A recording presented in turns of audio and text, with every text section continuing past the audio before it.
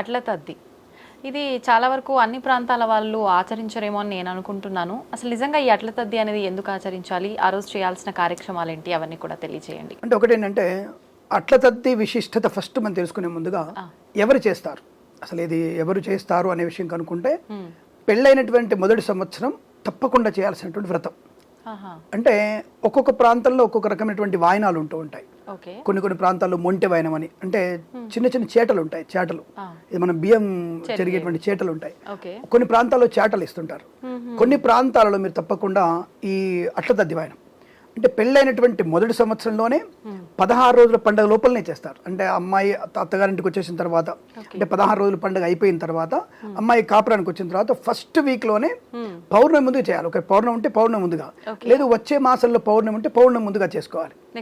Next month పౌర్ణమి అంటే తప్పకుండా ఆ మాసం లోపల తప్పకుండా ఈ అమ్మాయి అట్ల తద్ది వాయనాలు, అట్లు వాయనాలు ఇవ్వాలి. ఏ తిది చూసుకొని చేయాలి? దాదాపుగా ఒకటేంటంటే దాదాపుగా చాలా మంది తది అనే తీసుకుంటారు. తద్ది అంటే తదియ అంటే శుక్లపక్ష తదియ చాలా ఇంపార్టెంట్. కొంతమంది బహుళ తదియలో కూడా ఇస్తుంటారు. సో కానీ శుద్ధ తదియ మందు అంటే తప్పకుండా మీకు ఉదయం పూట మాత్రం, అంటే పౌర్ణమికి ముందు రోజు వచ్చేటువంటి తదియ రోజే విశిష్టంగా ఉంటుంది. ఆ రోజు మాత్రమే ఈ యొక్క విశేషమైన కార్యక్రమాన్ని చేయాలి.